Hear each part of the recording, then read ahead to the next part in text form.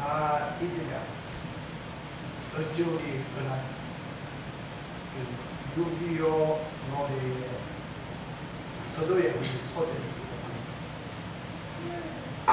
우리는 살아가면서 잊지 않아야 할 일, 잊어서는 안 되는 일들이 있습니다. 들립니까?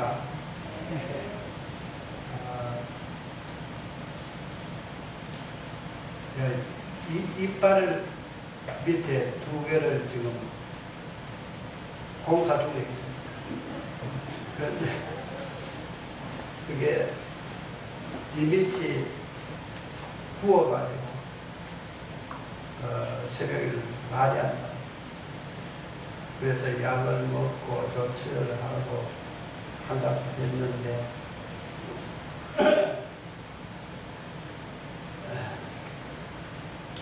조그만 칼이 나도 안 되는 것 같아요. 여러분 건강하세요. 건강하세요. 건강하게 사세요. 건강하게 오래 사세요. 건강하게.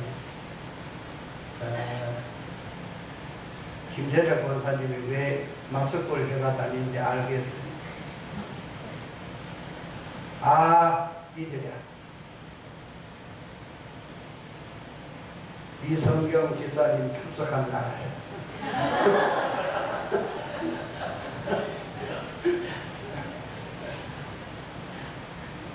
우리가 잊지 못할, 잊어서는 안 되는 자들이 있습니다. 대개 어머니들은 아이들의 생일을 잊지 않죠. 생일을 다 기억하고 있습니다. 또 여자들은 결혼하면 시집 식구들의 생일과 또 제삿날을 기억해요. 참 똑똑해요. 한국 여성들.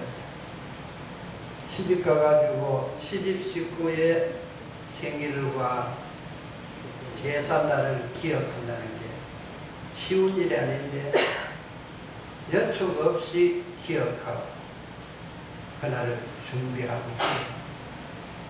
자, 만약에 엄마가 아이들의 생일을 잊어버린다고 하면 아이들이 얼마나 섭섭하겠습니까? 잊어버려서는 안 돼. 꼭 기억해야 할 날들. 이와 같이 생일이라든지 어른들의 생신이라든지 결혼 기념일이라든지. 나는 결혼 기념일을 몰라요. 3월달에 했는가 5월달에 했는가 모르겠어요. 왜 결혼 기념일을 뭐냐면 결혼 너무 좋아가지고 기뻐가지고 잊어버렸어요. 너무 좋아서.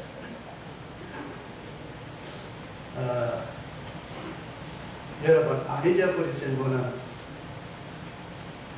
참 똑똑한 분들. 나는 아무 생각해도 모르겠어요. 언제 했는지. 결혼식을 했어요. 분명히 했습니다. 결혼을 했는데 결혼 날짜를 모르겠어요. 그래서 한 번도 결혼 날짜를 뭐 기억해가지고 무슨 행사를 한 일은 한 번도 없어요. 근데 오늘은 무슨 날입니까? 오늘은 2010년 6월 첫째 주일날. 오늘 주일날. 그 다음에는 내 생일입니다. 내 생일날입니다. 그 다음 세 번째는 현충일입니다. 현충일. 높을 현자, 충성 충자. 아주 충성스럽게 받들어 대개 돌아가신 그 망령들을 지방을 쓸 때 현고 학생 부군실, 현 비요인 김혜김 실이라 그렇게 쓰는데 그 현충일. 나는 76년 살았는데 현충일은 내 22살 때 생겼어요. 1956년 6월. 변축일이 몇 년 안 됩니다. 1956년 6월 6일이니까 몇 해 됐죠? 54년. 그런데 내가 먼저 태어나서 변축일보다 내 생일날 변축일이 되었다 이 말이에요. 내가 변축일날 내 생일 한 게 아니고 왜 변축일을 6월 6일로 했을까? 소환 장모님 아세요?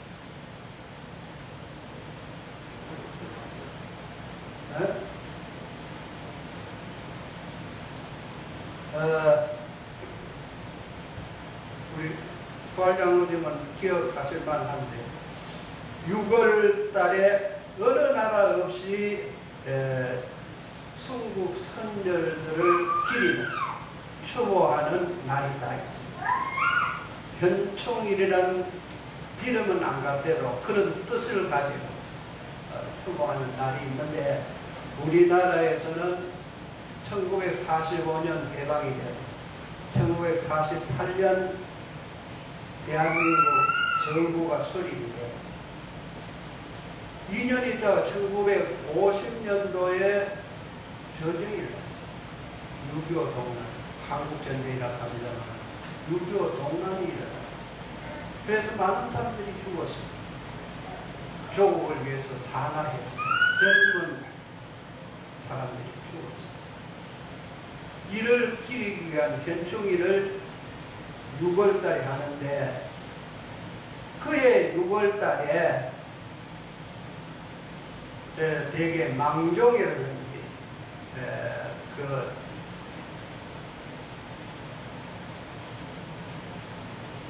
그 나무 심는다는 걸 가지고 신복이라고 하는 걸 가지고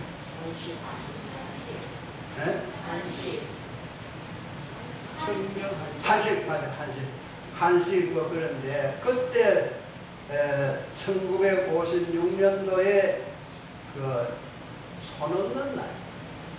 손 없는 날이 망종이었어요. 망종이 6월 6일이었어요. 그래서 6월 6일 날을 손 없는 날, 좋은 날로 정한다고 해서 6월 6일로 변충일을 정했습니다.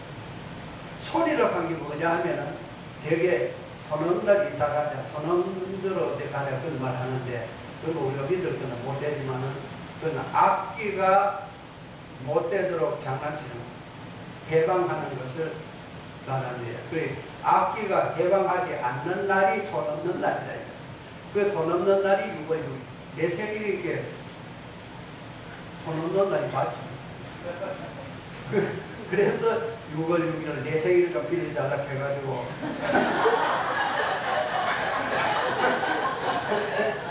그래서 6월 6일이 변종일이 됐습니다. 그런데 이날 우리가 잊을 수가 없습니다. 현충일. 전몰 유족, 또 상위 군병. 그래서 지금 보훈청장이 김명씨라고 김구 선생님의 손자입니다. 김구 선생님 아들이 김신장 두 형제분이 있었는데 한 분은 일찍 세상을 떠나고 김신장군이 공군소장이었었는데 그분 아들이 김명인데 그분이 지금 보훈청장으로 있습니다. 우리 김구 선생님은 강의 임시정부를 수립해서 대구운동을 하신 분 아니십니까? 운동길 또 그 안중근 이런 분들을 길러낸 그런 훌륭하신 분인데 이와 같이 조국을 위해서 순국, 나라를 위해서 죽은 사람 순국, 이 하나님을 위해서, 예수 그리스도를 위해서, 복음을 위해서 죽은 사람을 순교라 순교. 그 다음에 직장에서 일하다가 고난에서 피로해서 넘어진 사람, 세상을 떠난 사람은 순직이라 순직, 순교, 순국, 순국. 나라를 위해서 몸 바친 사람들, 기리기 위한 날이 바로 행수입니다. 금년은 6.25 60도를 맞이합니다.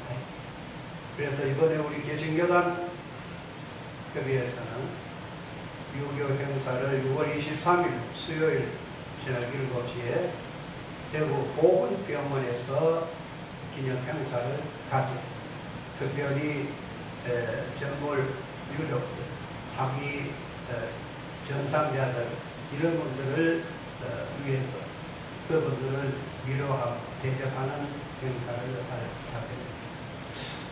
그런데 이 6.25가 무엇이냐고 물었어요. 그보다도 초등학교 아이들한테 물으니까 43%가 북침이라는 거예요. 남쪽에서 북쪽으로 쳐들어가다. 그래서 그렇게 보수. 초등학교 아이들 43%가 남쪽에서 북쪽으로 쳐올랐다. 남쪽에서 먼저 전쟁을 일으키다. 그 처분이 없습니다. 절대로 아닙니다. 내가 그때 서울에 있었습니다. 서울을 입성을 6월 28일 날 임무원이 쳐들어갔습니다. 6월 25일 날 전쟁을 일으키고 새벽 5시에 저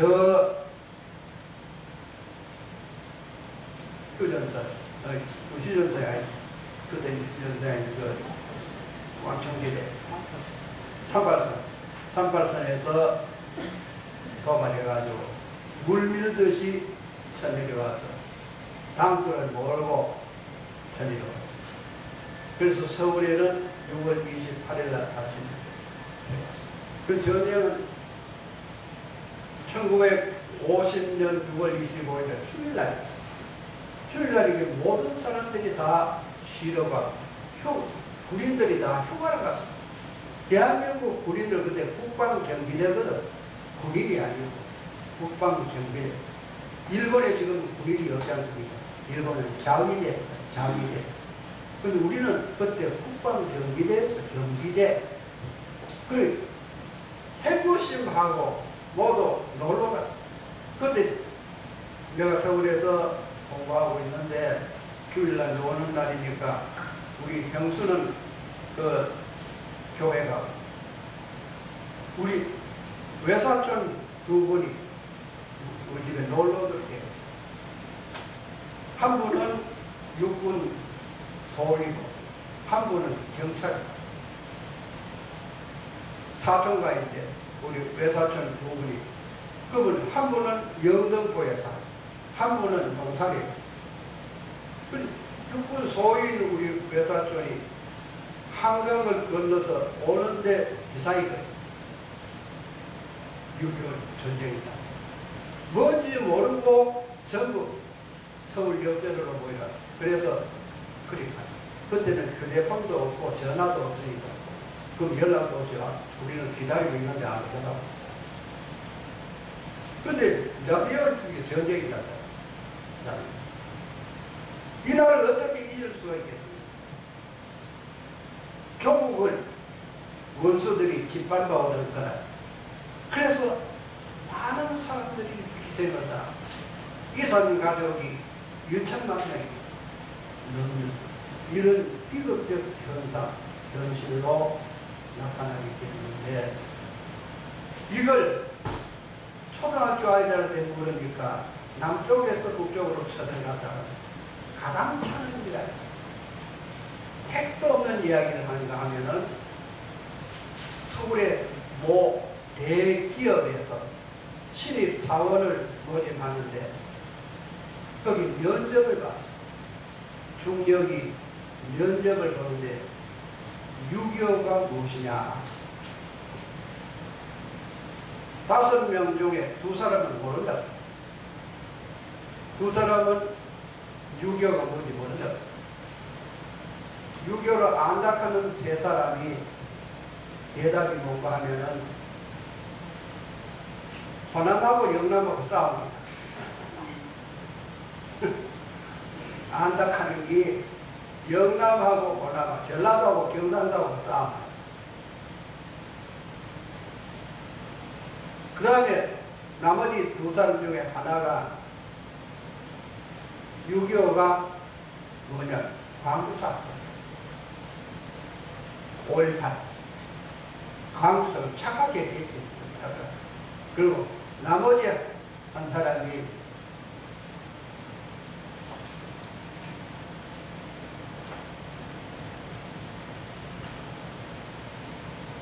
뭐라 겠습니까?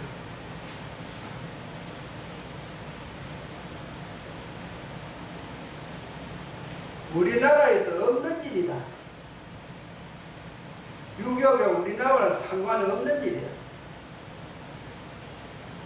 대기업의 시험을 쳐가지고 합격해서 면접하는 사원들이 대답을 그렇게 했다고 하니까 조국의 안보, 이 나라의 안보 문제가 어디 있습니까? 10년 동안 좌파 세력에 의해서 좀 우리나라의 실정에 맞지 않는 그런 사상을 가진 사람들이 많이 성장이 된 거다. 그래서 교육감, 우리 아이들의 교육을 맡아 행정해야 되는 교육감 6명이나 진보계였습니다. 대구에서는 정만지라고 그 사람이 중고등학교 교장도 하고 그 장학사도 하고 있는데 그 사람이 진보로 자처 처음부터 나는 진보 딸이다. 그래서 우동기를 비롯한 나머지 10살이 있거든. 10살이 나와서 그 이성수가 중간에 포기를 했지만 여기 일을 안 되겠다. 그래서 우파도 단일해. 우린 중구난방이 되어보면 저 정만지한테 좌파 세력이 친다. 그래서 그걸 대비하고 노력하다가 결국 이성수는 의리 지킨다고 우동기를 밀고 오게 됐어요. 뭐 진보가 그렇게 나쁘다고는 못 보지만은 염려스럽기는 우리 아이들이 뭐 가장 큰 문제가 무상급식 아이들한테 접업하면 참 좋지요. 이 의무교육이라는 것은 지금 우리는 중학교까지 의무교육이라고 하는데 고등학교까지 의무교육하면 좋고 의무교육은 수업료 안 내는 것뿐 아니고 학교 가는 통학하고 가면 차 타고 가면 차비까지 다 대줘야 되고 책도 무상이고 노트도 그 연필도 필통도 가방도 심지어는 아이들이 신고 가는 신발도 심지어는 아이들이 입고 가는 옷도 국가에서 책임질 것이 완전 의무교육. 우리는 아직까지는 안 가지만 지금 민주당에서나 이 진보계열에 있는 그 서울, 경기도 이 두 곳 교육감이 더 강력한데 무상 그저 급식가 있다. 밥 준다 가면 젊은 엄마도 좋아하지요. 밥은 챙겨줘서 되니까 학교에서 못 보니까. 그럼 그 재정이 어디서 나옵니까? 밥이 무상 급식 못 떨어집니까? 재정 확보는 생각도 안 하고 무상 급식 인기 뭐 전술력 하면 좀 비약된 이야기지만 그 어떻게 정상하나 무슨 돈을 가지고 어떻게 그 무상 급식을 하겠느냐.